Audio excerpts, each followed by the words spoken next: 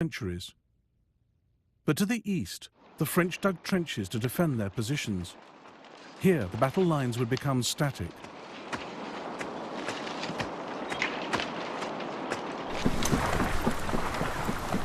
The Battle of the Marne began on the 5th of September, 1914.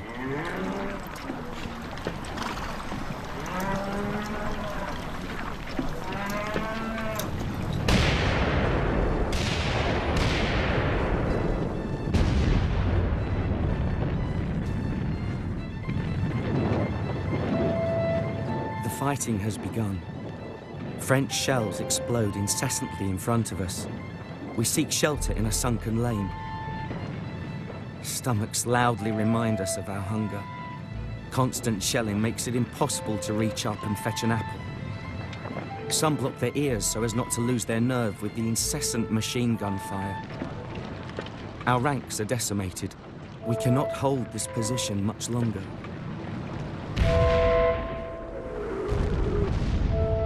Pieces of shrapnel whistled past me.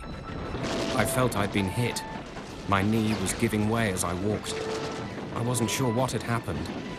I stopped and pushed my finger through a hole in my trousers. My finger kept on going into my leg. We turn towards the gunfire that rattles out on our right, beyond Bassy, where the shrapnel still rains down. The houses are burning. I hear from both sides, it's our own guns shooting at us. I stick very close to the ground, face against the earth.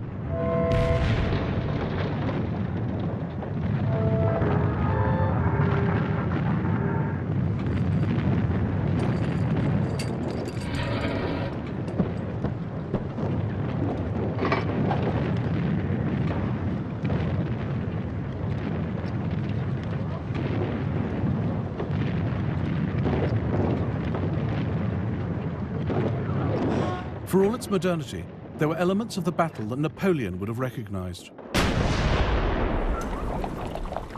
Cavalry, armed with lances, played an active role. No one wore tin helmets.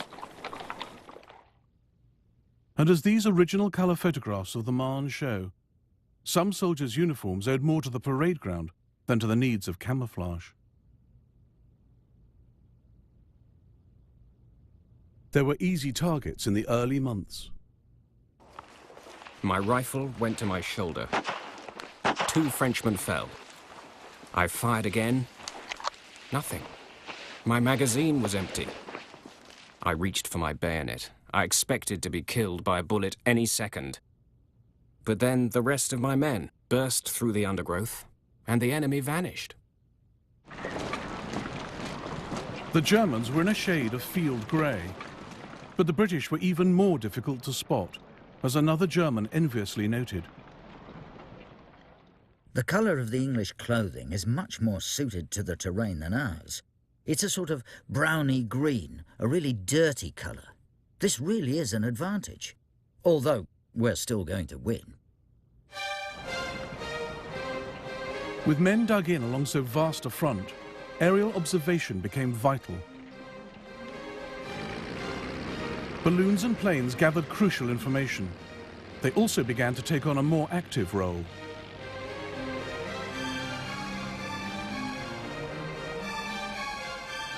A French plane suddenly appears.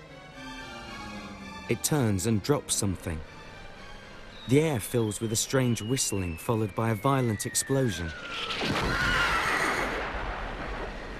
It's dropped a bomb. 7 horses killed, 3 men lost. For us, this is something completely new.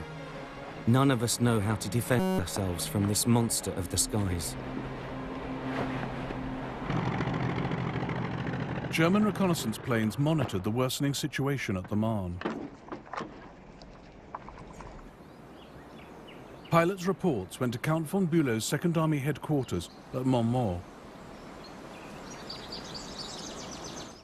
Handwritten reports like this one revealed the steady advance of the Allies into the lethal gap between his men and the First Army.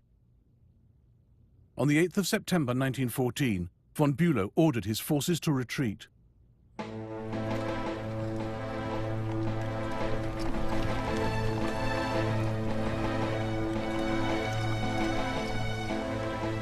We continued to fall back, passing through French villages. In the faces of every inhabitant we saw scorn and derision.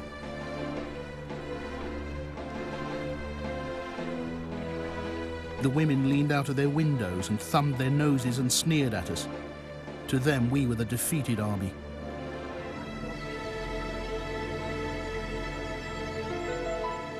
The French referred to the battle as the Miracle on the Marne. France had been saved, but at a cost of 250,000 casualties, the same losses as the Germans. No future battle on the Western Front would average so many casualties per day.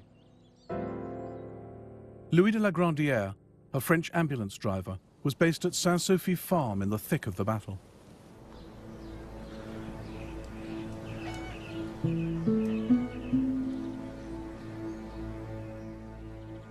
We're surrounded by dead bodies, thousands piled one on top of another.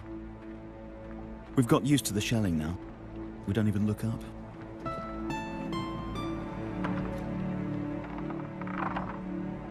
The whole area has been devastated. The local people, gone.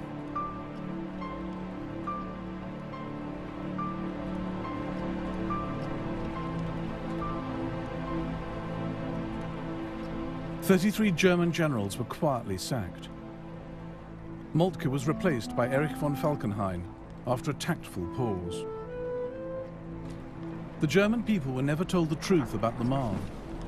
Indeed, the myth at the war's end would be that the German army was undefeated in the field. But in a sense, they lost the First World War here, never having again the chance they had at the Marne to win a resounding victory against the Allies.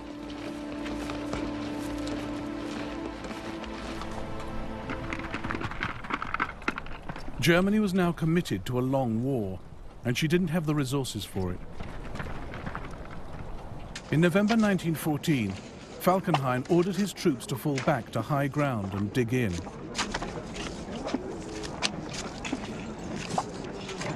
Unable to break through, the Allies had few options but to dig in as well.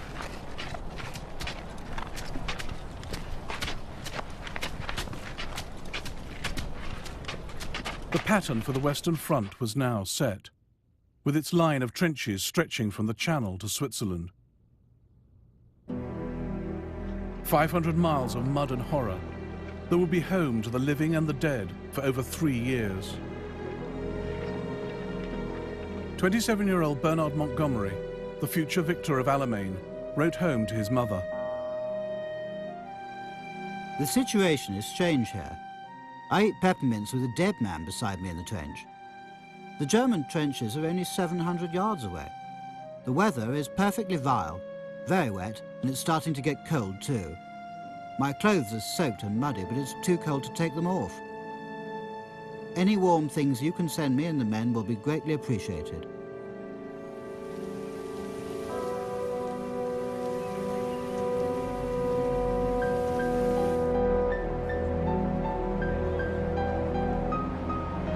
And beyond no man's land, beyond the German lines, 11 million French and Belgian men, women and children were learning to adapt to their changed lives as civilians under German occupation.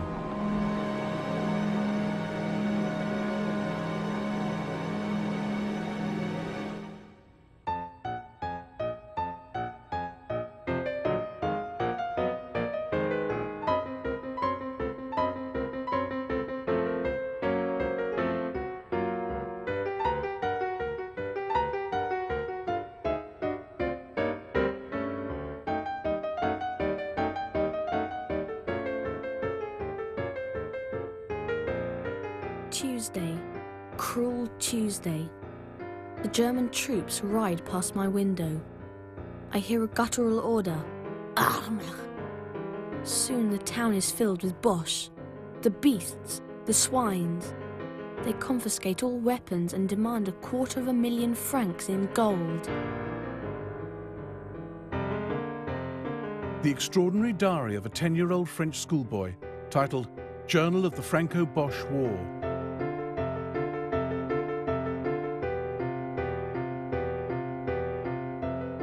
Yves Congar lived with his family in this house in Sedan, eastern France. Yves' mother encouraged him to write a diary to keep him busy during the summer holidays. It became a unique record of the occupation. What Yves had seen when the Germans marched into Sedan was forced requisitioning.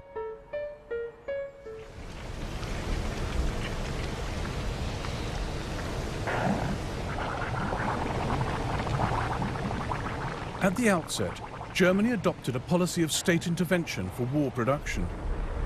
In peacetime, Germany imported raw materials, but she knew that the Allies would impose a blockade. So German industrialist Walter Rathenau drew up plans to ensure the most effective use of what materials Germany had.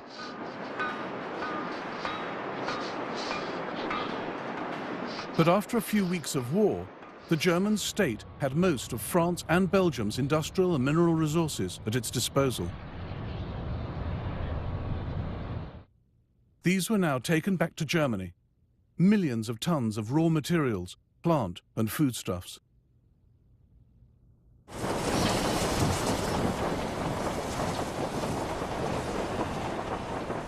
But the asset stripping wasn't limited to government. The German army was ordered to live off the occupied territories. What the soldiers wanted, they took. Moved on towards Fromelles. The inhabitants were pensioners. Our boys found a stash of wine and eggs. We helped ourselves. In the meantime, the church was shot to bits. Not a single house was spared. They have taken, rather stolen from us, straw, copper, oats, and the belongings of over 8 million people. They have looted the cellars, the empty houses, the walnut trees, the telegraph poles, and the livestock.